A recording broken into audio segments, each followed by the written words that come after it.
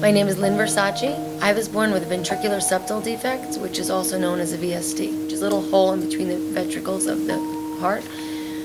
And, the doctor just told my mother, oh, it's going to close. It's a small hole. It's not so bad. It's going to be okay. Symptomatically, when I was younger, I really didn't experience anything. It was when I got older that I started having what you call these PVCs, these irregular heartbeats, and I started feeling those probably in my teenage years.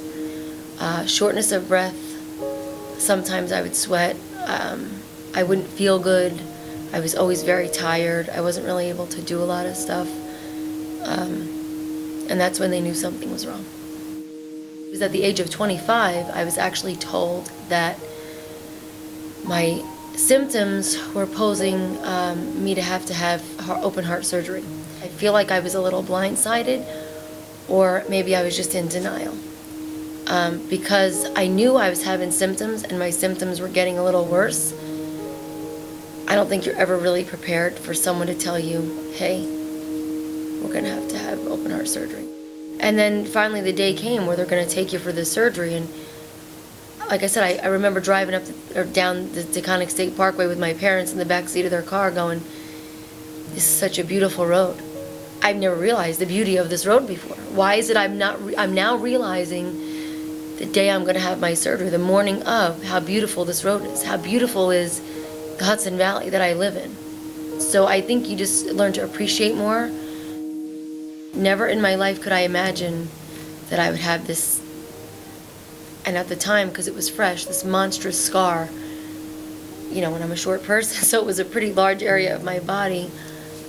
I never imagined that I would have that. And being a single woman, young, you see that scar and you're thinking, how am I going to get on in life? Who's ever going to want me with this big ugly thing in the middle of my chest?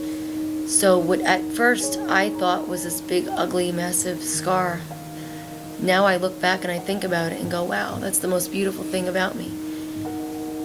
Because without that scar, I wouldn't have my children, I wouldn't have my husband, I wouldn't have, the life I have today, and I wouldn't have God to thank for all the stuff that I've been through. So really, it's a blessing in disguise. So my once ugly scar is now a part of beautiful me. When I had my second son, the pregnancy wasn't easy because obviously I had a heart condition, so it was a high-risk pregnancy to begin with. And then my son was diagnosed with congestive heart failure at 7 weeks old.